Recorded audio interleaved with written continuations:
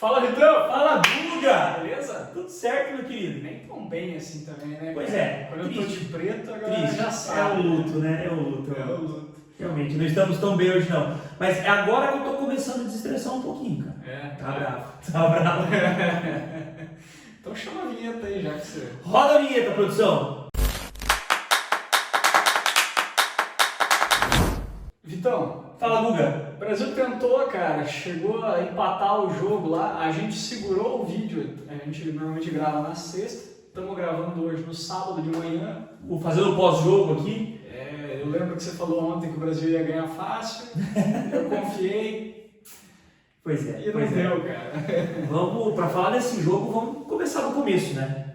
A escalação que a Pia fez foi uma escalação muito boa, porque ela tira a Bia Zanerato, ela coloca a Geise, atacante do Barcelona, que é uma atacante mais leve, que flutua mais, que tem mais velocidade, para jogar contra a França.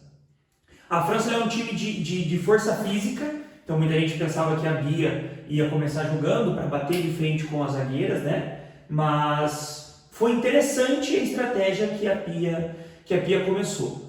Só que daí no decorrer do jogo, o que não fluiu foram as jogadas da seleção brasileira. Muitos erros no toque de bola, muitos erros na saída de bola. A França veio para o jogo com uma proposta de uma marcação alta, marcou lá em cima, marcou pressão nas jogadoras brasileiras e você via erros repetitivos acontecendo.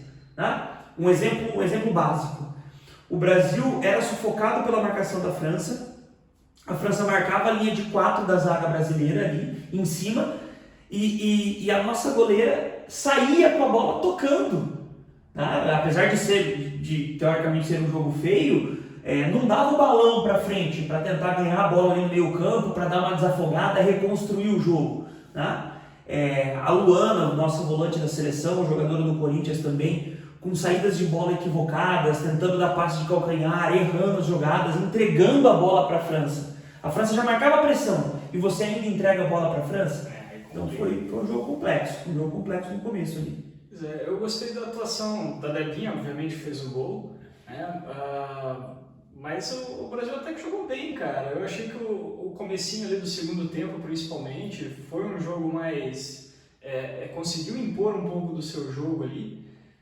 E é difícil a gente cravar qualquer coisa, porque, poxa, a França é uma grande seleção também, né? É uma das favoritas, a seleção da França. Guga, vamos lá.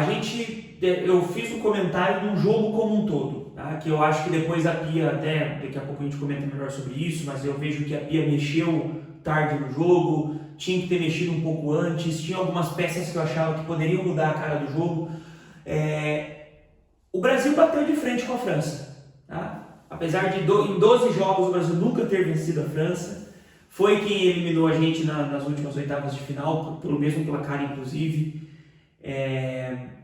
O Brasil segurou a França, travou de frente e o Brasil pecou nos detalhes. Era aquele último passe. Sabe, era caprichar naquele último passe, era caprichar naquela finalização das poucas que teve. A gente logo no primeiro tempo teve uma finalização com a Adriana, que a Adriana saiu cara a cara com o gol e ela chuta por cima do gol. Tá? Era um capricho que o Brasil poderia naquele momento ter saído ganhando de 1-0 e o jogo poderia ter sido outro. Tá? Um jogo mais complicado, assim, a gente sabe que resolve nos detalhes, né? Principalmente, assim... Considerando as vitórias da França, o trajeto, o caminho que a França traçou até o Mundial e o do Brasil também, a gente pode falar que a França é uma seleção melhor, superior do Brasil, certo? E quando você joga com um time superior, você não pode perder chance, né? Você tem que matar a jogada, né? A gente vê muito disso no futebol masculino, né? Constante, com mais frequência no futebol masculino, que é quando os times mais fracos enfrentam os mais fortes, eles esperam aquela oportunidade. E quando acontece eles conseguirem atingir o objetivo na oportunidade que aparece, aí sim eles conseguem vencer. Eu vejo que faltou, Guga, vou concordar contigo nesse ponto, foi uma frase que eu soltei inclusive assistindo o jogo, eu vejo que faltou malícia, sabe, para as jogadoras da seleção. Vou te interromper aqui e falar um nome. Faltou a formiga. Muito bem, ela comentando o jogo, inclusive pelos canais de Sport TV, ela comentando o jogo. Eu vejo que faltou essa malícia para as jogadoras ali, que depois a Pia trouxe, durante a semana, após o jogo contra o Panamá, a Pia trouxe que o ambiente na seleção brasileira é um ambiente muito bom. E isso é nítido, tanto no jogo do Panamá quanto no pós-jogo, ela resumiu o ambiente em ousadia e alegria. O terceiro gol contra o Panamá deu para ver que as meninas não têm vaidade nenhuma dentro do campo ali, né? Poxa, troca de passe. A estava na cara do gol, poderia ter feito o hat-trick dela ali e não depois, e ela rola para a Bia Zanerato marcar o terceiro gol. A Pia hoje, depois do jogo, na entrevista, ela fala, fomos apáticas. O Brasil não foi aquele Brasil. O Brasil não demonstrou ousadia e alegria. Talvez por uma questão de nervosismo, não sei. Mas ela trouxe uma questão importante dentro disso que eu falei. Ela viu que o Brasil não conseguia conectar. O Brasil não estava conectado, não tinha conexão na saída de bola, da zaga com o meio, do meio com o ataque, não tinha conexão alguma. Tá? E reforçando o que você falou, um jogo desse decidido nos detalhes. Você tinha em campo a zagueira Renard, uma das melhores zagueiras do mundo, uma das zagueiras mais experientes do mundo hoje. Tá? Ela tem 1,87. Para o padrão feminino, para vocês terem uma comparação, as zagueiras do Brasil têm 1,76 e 1,78. Então a Renard tinha ali pelo menos uns 10 centímetros a mais do que as zagueiras brasileiras. E todo mundo sabia que jogada parada era na Renard. Jogada parada era na Renard. Quando a França errava o cruzamento, a câmera focava nela e ela sempre dava a dimensão do cruzamento que a jogadora francesa tinha que fazer para ela. Mais alto, mais baixa, no segundo pau, sabe? A jogada era procurando ela. E o Brasil, depois de ter feito 1-1, que no começo do primeiro tempo foi para mim um dos melhores momentos da seleção brasileira, e depois do gol pressionou a França, a Letícia, nossa goleira, traz isso. É no detalhe, foi no detalhe, ficou nítido na raiva dela, quando a Renard marca o gol de cabeça da seleção da França, coloca a França de novo na frente, e a Letícia, eu não me lembro agora, mas a Letícia xinga as 3 jogadoras brasileiras que estavam ali no meio da Renard, tipo assim, tira ela da jogada, dá um empurrão, faz uma malícia ali, entendeu? E não teve isso. E, de novo, assim como na última Copa de 2019, é a Renard que é a nossa carrasca ali. Foi meio complicado. Mas agora resta a gente pensar também na Jamaica, né? Porque não está tudo perdido, não é terra arrasada. Uhum. Né? É um jogo importante, que se ganhasse tinha chance até de repente de deixar a França de fora das próximas fases. Perfeito. Mas a gente ainda tem chance de classificar, inclusive, em primeiro lugar, né? E se a França perde o próximo jogo, ou empata o próximo jogo, né? E o Brasil ganha bem, né? Seriam... os pontos estariam equivalentes ali. De repente até uma vitória da França ainda pode deixar uma vitória já não deixaria por causa do empate. Porque a França vai a 7. Mas não perdeu. Mais um empate da França de repente. A França tem que fazer o papel dela para sair em primeiro, ganhar. Se ela ganhar, só depende dela. Agora, qualquer resultado diferente da vitória, né, no jogo de França e Panamá, o Brasil tem chance de roubar essa primeira colocação.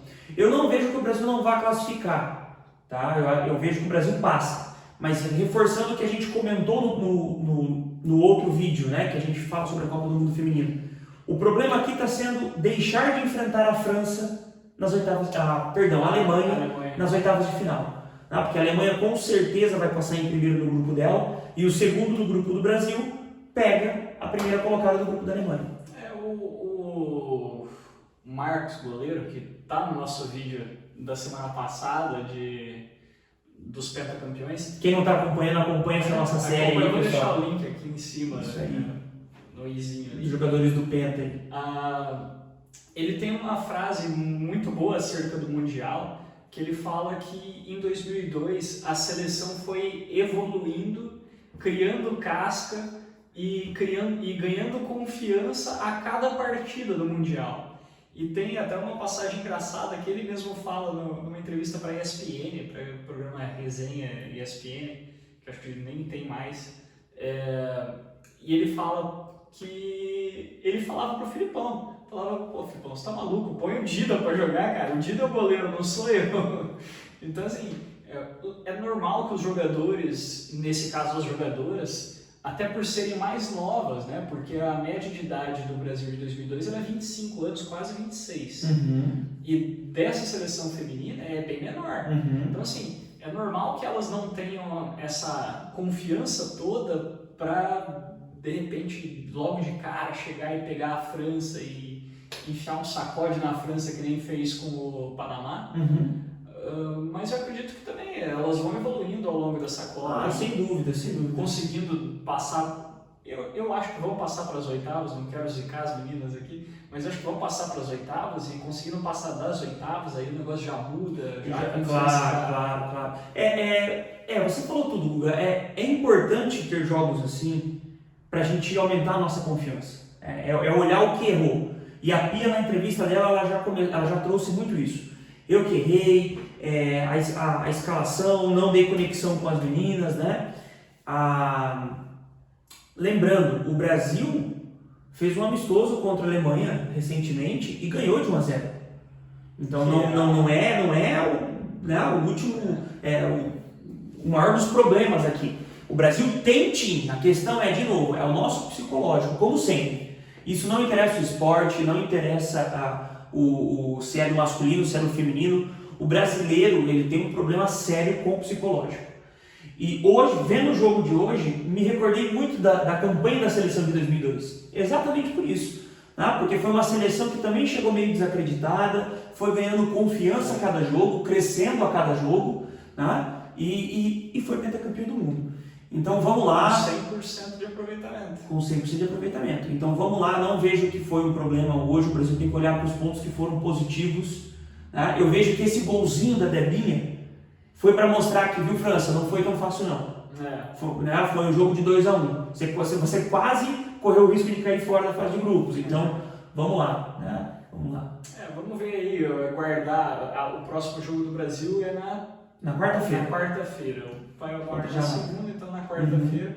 No próximo vídeo a gente já vai conseguir comentar esse jogo contra a gente já vai estar fazendo possivelmente o pré-jogo do Brasil e Alemanha, né? Comentando sobre o que esperar do Brasil e Alemanha e comentando o que aconteceu contra a Alemanha. Se a Alemanha passar em primeiro também. Se a Alemanha passar em primeiro, vamos lá, vamos torcer para a Colômbia. Possivelmente a Colômbia é a que deve passar em segundo no grupo ali, né? Mas quem sabe, não teve jogo de Colômbia e Alemanha ainda. Vamos ver como é que vai ser. Mas aí a gente consegue trazer também o chaveamento das oitavas para a galera, né? Para mostrar como é que vai ficar. É óbvio que o que interessa para a gente é o Brasil, mas é sempre bom ver as favoritas, como é que elas vão, né? Quem que elas vão enfrentar e como que elas estão nesse Mundial, para a gente também entender um pouco da chance que a gente tem aí. Eu acredito que a gente tem chance de bater pelo menos uma semifinal nesse Mundial. Muito bem, Hugo, muito bem. Claro que daqui a pouco entra as questões de zebra, também, que é uma Copa do Mundo. Zebra no sentido não só de resultado, mas a bruxa solta, no sentido de, nessa semana a Inglaterra, uma das favoritas ao título também da Copa do Mundo, perdeu a melhor jogadora da Inglaterra e a jogadora mais cara do futebol feminino do mundo. Ela acabou se lesionando no treino e está fora da Copa do Mundo. Então quem sabe aí ainda pode acontecer alguma coisa com alguma seleção que vai enfrentar o Brasil, enfim, muitas coisas podem acontecer. Eu queria fazer apenas um comentário sobre o jogo de hoje ainda. Não é uma idolatria, não é nenhuma idolatria que eu vou falar aqui agora, mas eu senti falta da Marta. Eu entendo sobre a questão de idade, eu entendo sobre a questão de virada de chave, nós temos muitas jogadoras boas ali no elenco, mas eu não digo que a Marta deveria ter começado o jogo. Mas eu vejo que, quando faltou essa conexão que a Pia trouxe no primeiro tempo, eu senti que a Marta podia ter entrado logo no intervalo. A Pia foi colocar a Marta aos 85 minutos. Não tinha muito. Eu não acho. Primeiro que eu nunca acho que essa substituição de 85 minutos resolve alguma coisa com um time que está perdendo. Eu vejo que é uma substituição para segurar jogo para o time que está ganhando, para se vai para uma prorrogação, para uns pênaltis, alguma coisa nesse cenário. Para preservar um atleta. Agora, time que está perdendo, fazendo a substituição aos 85, eu vi que a Marta poderia ter entrado ali aos 70, no máximo, sabe? Para ter um tempo maior para trabalhar. Exato. Da cartola. Exato. A Formiga trouxe isso na transmissão. Que a Formiga trouxe assim, se a Marta entra antes e ela tem uma bola, eu sinto que a Marta pode resolver. E claro, é 6 vezes melhor do mundo. entende? Demais. Então ela podia ter entrado antes para tentar mudar essa velocidade do meio campo. Por quê? De novo, foram muitos passes errados. Era muita bola que não conectava. E a Marta tem essa visão, ela tem essa leitura do jogo. E você dá também para o adversário aquela preocupação. Porque eu lembro de um meme até na vitória contra o Panamá, que o Brasil já estava ganhando de 3-0, se eu não me engano, quando a Marta entrou. E o pessoal comentando, falando, você imagina você é uma jogadora do Panamá, você está perdendo de 3-0, a hora que você olha para o banco do Brasil, tá a Marta aquecendo para entrar. 6 vezes campeã melhor do mundo, aquecendo, ela é reserva desse Brasil que está te batendo de 3. Então assim, se de repente a hora que empatou em 1-1 ali, a Pia chama a Marta, podia ter dado um assustado na galera da França. Exato. E ela... Gente, ela é reserva na seleção brasileira, mas por questão de idade, ela joga no clube dela, já voltou bem de lesão, já provou isso. Então, assim, para dar uma acalmada nas meninas, até na seleção brasileira, para melhorar o toque de bola no meio campo, que era o que estava faltando, e poder ter frieza numa oportunidade, seja de uma falta, seja de uma bola fora da área ali, como a Formiga trouxe na transmissão de novo falando, podia ter colocado a Marta antes. Eu senti que esse foi um dos maiores pecados do jogo de hoje contra a França. Vamos ver aí no próximo jogo contra a Jamaica agora, para ver se de repente até a Marta já começa ali, né? Ou entra um pouco mais cedo. Joga um pouco mais, até para dar um ritmo ali para a Alemanha, o que vai ser o jogo contra a Alemanha, para o que vai deixar as meninas tão preocupadas também, né? Para dar, que nem você mesmo falou, para dar aquela tranquilizada na galera ali na meiuca, falar, vai devagar, é a Jamaica, a gente vai conseguir, a gente está aqui, vamos só fazer o que a gente sabe, né? Vamos ver o que acontece. Quem sabe o Panamá ainda não azeda o caldo, porque, de novo, falando de resultado, se o Panamá conseguiu um empate contra a França, que não é impossível, porque até agora estava empatando contra a Jamaica, que empatou contra a França também. Acho que até o final do jogo, até o final da gravação a gente consegue dar o resultado. Assim. Maravilha. Então, se o Panamá conseguir zebrar ali, né, empatar com a França, o Brasil ainda tem chance de passar em primeiro. Então, vamos lá. Então, com relação ao Campeonato Brasileiro aqui, a gente teve algumas contratações que foram importantes. A gente viu aí o Flamengo trazendo o Alan do Atlético Mineiro, o Corinthians surpreendeu todo mundo, trouxe também um reforço europeu. Lucas Veríssimo, excelente zagueiro. Excelente, gosto muito. Eu tinha gostado muito quando o Tite convocou ele num período pré-Copa ali. O que preocupa foi o que tirou ele da seleção e possivelmente da Copa do Mundo, que foi a lesão que ele teve. E depois, foi uma lesão ligamentar, e depois disso, a sequência de lesões que o Lucas Veríssimo veio tendo. Então, isso é a única preocupação. O futebol tem.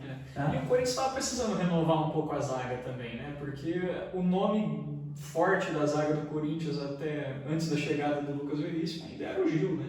Olha, é o Gil, o experiente, porém nós temos o Murilo, jogador que é da base, que é um excelente zagueiro, já se firmou titular junto com o Gil, tem feito a dupla de zaga com o Gil, o Murilo.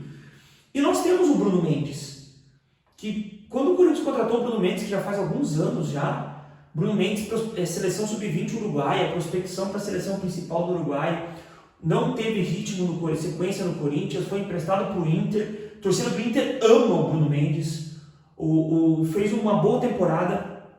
Quando ele volta para o Corinthians nas mãos do Vitor Pereira, o Vitor Pereira começa a dar oportunidade para ele. Ele é híbrido, né? Ele joga na direita, na lateral direita, mas também joga na zaga. E agora tem o Lucas Veríssimo. Para mim, o Corinthians está com bons zagueiros. Acredito que o que o Luxemburgo quer fazer agora é dar rodagem, né? É dar rodagem, de novo, pelo calendário, que é o Campeonato Brasileiro, né? Pela pressão que sofre. Então, para descansar. Até porque, possivelmente daí, o Gil é esse zagueiro que vai estar trocando, né? Pela idade e tudo mais. Então. E eu acho que o futebol ficou um pouco mais intenso, principalmente depois da pandemia, por conta das 5 substituições. Então, assim, você pega um time que tem um pouco mais de elenco, que faz 5 substituições fortes, troca os pontas, não sei se o Gil aguenta a pegada, entende? Então, foi uma contratação muito importante e muito surpreendente do Corinthians, porque, poxa, o Lucas Veríssimo poderia ter sido contratado por qualquer time com uma condição financeira melhor no Campeonato Brasileiro. O que ajudou um pouquinho o Corinthians foi a dívida que o Benfica tinha com o Corinthians, né? O Corinthians vendeu o João Vitor, zagueiro da base também do Corinthians recentemente, ano passado, indo com o Vitor Pereira, e na venda o Benfica ainda devia um valor pro Corinthians. Então a quitação, o Corinthians praticamente deu uma entrada e o valor para quitar foi o restante pro João Vitor. Então isso foi uma das coisas que ajudou. Flamengo disputava o Lucas Veríssimo, mas existe um boato que o Flamengo recusou em virtude que não precisava. De não precisava e também da questão das lesões do Lucas Veríssimo, e isso ficou meio aberto. Isso mesmo. O Flamengo, ele tentou o Claudinho, meia do Melou, né? Não deu certo, né? Mas o time continuou muito bom. Contratou o Evangelista e o Flamengo tá muito forte, né? Eu tava vendo o jogo do Flamengo contra o Grêmio, que a gente vai falar daqui a pouquinho na Copa do Brasil. Poxa, teve uma hora que ia fazer as alterações do Flamengo lá, entraram o Evangelista, Cebolinha e Pedro. Fala, cara, olha o banco dos caras. Exatamente, tinha jogadores que nem jogaram, que a gente sabe que tem ali no banco. Que tá ali no banco. Davi Luiz, por exemplo, é um caso que não estava a campo. O Santos, goleiro, que está no banco. Então, assim, o Renato Gaúcho... O terceiro goleiro é o Rossi. É o Rossi. O Renato Gaúcho traz isso na entrevista do pós-jogo, inclusive, da Copa do Brasil. O Flamengo é um dos poucos times do cenário brasileiro que, se você pegar os reservas para disputar um campeonato, eles podem chegar na final e ser campeões tranquilamente. Outro time que chamou atenção também nesse mercado, Victor, que tá chamando atenção... Foi o Grêmio. Que contratou o Luan. Cara, esse aí eu não ia nem falar, mas já... Vai, Luan! Vai, Galinha! Vai, Tubarão! Vai ser gosto da vida, Luan! Mas já que você falou do Luan, eu gostei muito da recepção que ele teve no Grêmio, cara. Achei muito legal a torcida abraçando o cara. E uma notícia que... Não, é verdade. É verdade, porque, poxa, você viu o cara... Ele foi um grande jogador em 2017. Não tem como negar. Eu não acho. Eu nunca achei. Pô, o cara foi rei da América, então ele foi importantíssimo para a conquista do Aí vamos ganhar profundidade nessa discussão, então. Qual relevância o título Rei da América tem? Porque Borla também foi o Rei da América. Guerra foi o Rei da América. E o Palmeiras adorou esse título aí do Rei da América. Pra mim não faz diferença nenhuma. Mas o... Gabigol, cara. Não, mas a questão é a seguinte, para aquela Libertadores do Grêmio não tem como negar a importância do Luan, porque, poxa, gol na final e tava jogando bem naquela época. Só que se afundou por diversos motivos e também nem vem ao caso o que levou ele a isso. A gente viu ele sendo agredido até pela torcida organizada do Corinthians recentemente. E é legal ver que o cara ainda tem uma chance de voltar, de ter uma retomada. E eu estava lendo ontem que, em princípio, ele vai morar no mesmo hotel que o Renato Gaúcho mora. Agora, se ele vai levar o Renato Gaúcho para farra, ou se o Renato vai trazer ele para dentro do campo, é que a gente vai ver futuramente, né? E a gente torce para dar certo, cara, porque, poxa... eu pelo menos torço para qualquer jogador se dar bem em qualquer clube, pra gente ver sempre um futebol mais bonito. É um contrato que o Grêmio fez com o Luan até final do ano. Tá? O Renato já trouxe isso em entrevista também. Sabe que o jogador está no fundo do poço e vai precisar tirar, vai precisar fazer um trabalho disso. A torcida abraçou muito realmente. Eu não sei o que a torcida do Grêmio tem assistido ou lido de notícias aí nos últimos anos do Luan, tá? Mas, enfim... Abraça então o Luan, né? E uma redução salarial de 9 vezes, né? Vai ser 50 por mês. Sai de 700 mil praticamente. Você não tem dó? Salário dele. Só 50 mil por mês? Eu tenho dó dele antes, ganhando 700 mil reais por mês e quase um ano sem jogar bola. Que dó do caramba que eu tenho dele. Esse cara ganha muito dinheiro. Mas eu não ia falar do Grêmio, não, cara. Eu ia falar do São Paulo, do outro tricolor. São Paulo, surpreendeu todo mundo, cara. Contratou o Rames Rodrigues. Não tá assinado ainda, mas já tá... Parece que assinou hoje de manhã. Parece que hoje de manhã, durante o jogo da Seleção Brasileira Feminina, parece que assinou. E o que eu tava vendo também é que tá articulando e tá com uma chance muito alta de contratar Lucas Moura também, cara. Então, poxa, São Paulo pode vir aí com um ataque com Alexandre Pato, Caleri, Lucas Moura e Rames Rodrigues. Lucas Moura, que se vier, parece que já tem um pré-acerto com o time da Liga Americana dos Estados Unidos para ano que vem. Seria vir para ficar até final do ano e daí ano que vem ir para a Liga Americana. Né? O Lucas Moura uma boa contratação pro São Paulo, né? É jogador da casa, a torcida vai abraçar imensamente. Gosto do futebol do Lucas, tem um bom futebol, um bom jogador. O que me preocupa é Rames Rodrigues, né? Que estava jogando futebol 7. Isso ninguém comenta. Isso ninguém comenta, né? E eu falo assim como se... Agora o meu desespero é como se eu estivesse torcendo pro São Paulo. Porque assim, o Rames Rodrigues já fazia algum tempo que não vinha com ritmo de jogo. Estava jogando futebol 7 e agora é contratado pelo São Paulo. Liga um alerta aí. E aí, o que esperar desse Rames Rodrigues aqui? As notícias que saíram indicam que ele não receberá mais, o salário dele não chega a 1 milhão. Que normalmente a galera fala que esse jogador vem da Europa, aposentado, vai receber mais de 1 milha por mês. Diz que não chega a 1 milhão, também não é tão menor do que isso.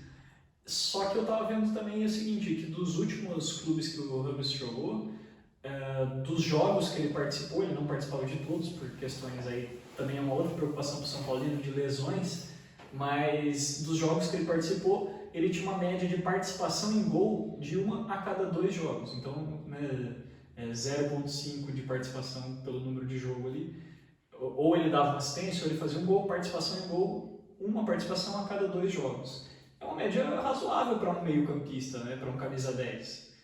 Vamos ver como é que ele vai desenvolver. De novo, o que me preocupa é que isso eu acho no futebol brasileiro, eu acho um pouco triste, que daí eu já faço a comparação com o futebol árabe. O futebol árabe pega os jogadores, mas em bom estado físico. O brasileiro, ele pega os jogadores mais velhos, em estados já de aposentadoria praticamente, porque de novo, o Rames Rodrigues estava jogando futebol 7, e com histórico de lesões constantes, e pagando muito alto. Então, esse cara tem que vir para realmente, para mostrar o porquê que ele está ali, entendeu? Porque se vier para ser um que foi pro São Paulo, um Daniel Alves da vida, que é, né? Só trouxe dívida pro São Paulo, porque o São Paulo paga o Daniel Alves até hoje, aí não vem para colaborar com o futebol. Vamos ver se o Dorival também vai ter peito, né?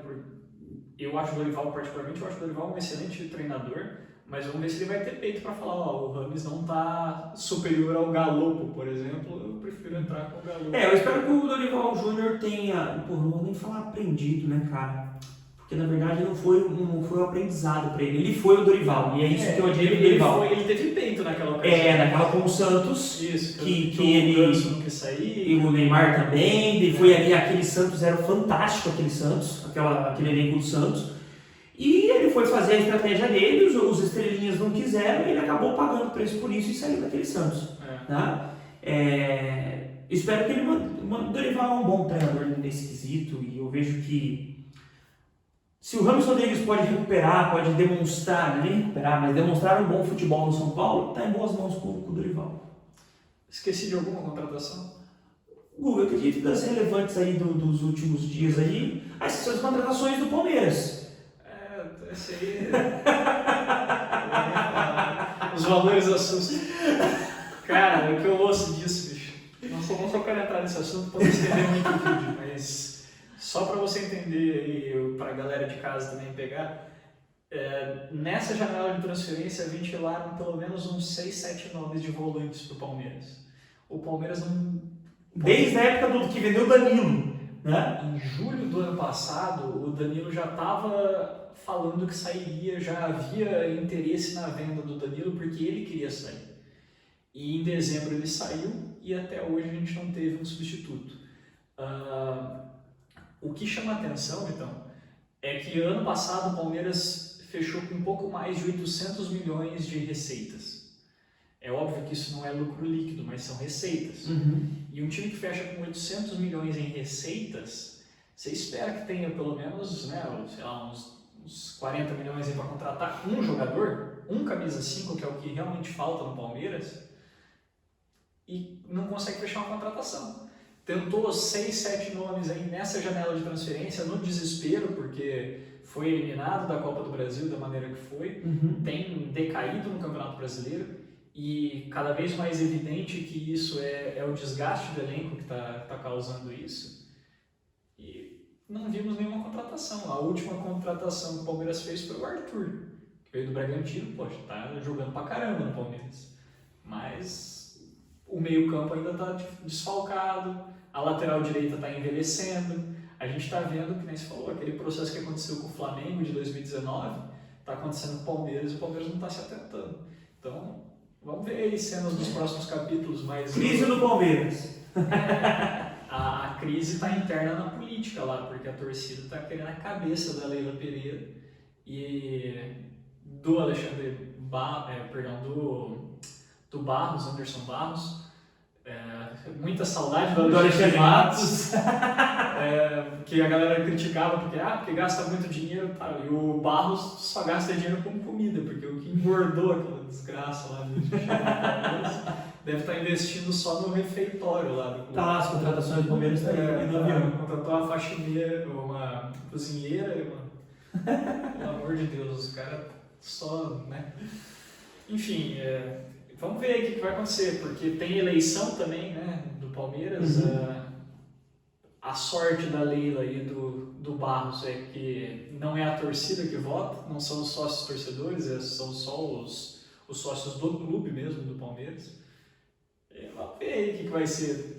Ainda tem hoje, ainda para o Palmeiras anunciar um volante que possa jogar as oitavas da Libertadores.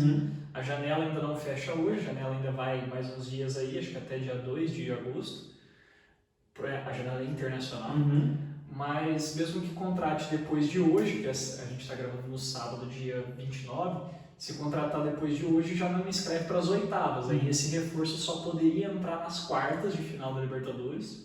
E se for, por exemplo, o Aníbal Moreno, que era um volante cogitado, que joga pelo Racing, ele não poderia mais entrar na Libertadores porque jogou as oitavas pelo Racing. Perfeito. Mesmo que ele tenha jogado a fase de grupos, inscrevendo antes das oitavas, beleza, ele muda de time. Inscreveu depois, já não dá. Então, assim, é um final de ano que vai ser complicado pro Palmeiras aí. A janela internacional fecha no dia 2 de agosto, porque inclusive é quando o Grêmio vai dar o veredito final sobre o Luizito Soares. O Luizito, eu vi ontem, Vitão, que eles estão encaminhando um acordo que parece que já está tudo certo, só falta assinar.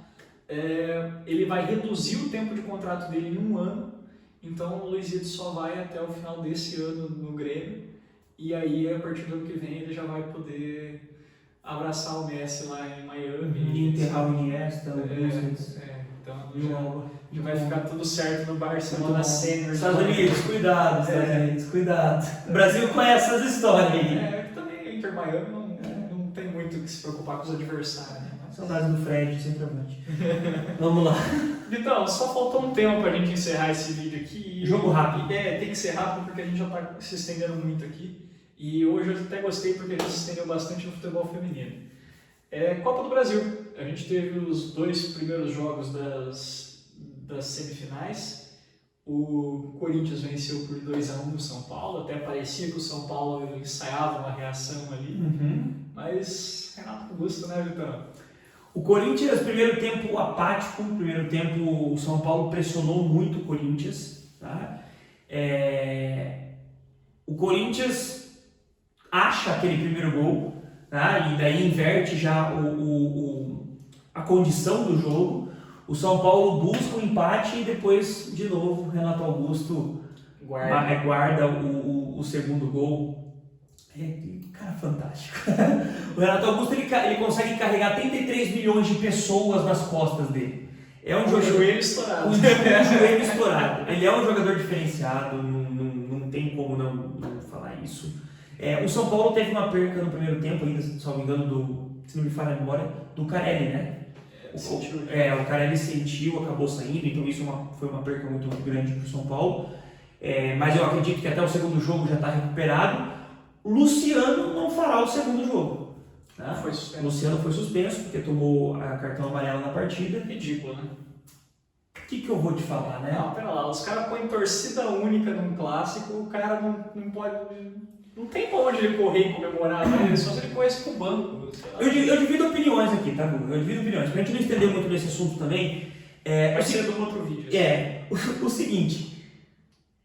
Se fosse um Carelli, se fosse um Luiz Fabiano, se fosse um Lugano, Rogério Ceni, jogadores que são São Paulo, fazer uma comemoração daquela, pra mim não teria nenhum problema. Aí vem o Luciano, um jogador que teve uma passagem bonita, por assim dizer, pelo Corinthians. Fez jogos importantes, fez gols importantes com a camisa do Corinthians, conquistou títulos com a camisa do Corinthians. Tá? A torcida tinha um apreço pelo Luciano. Tá?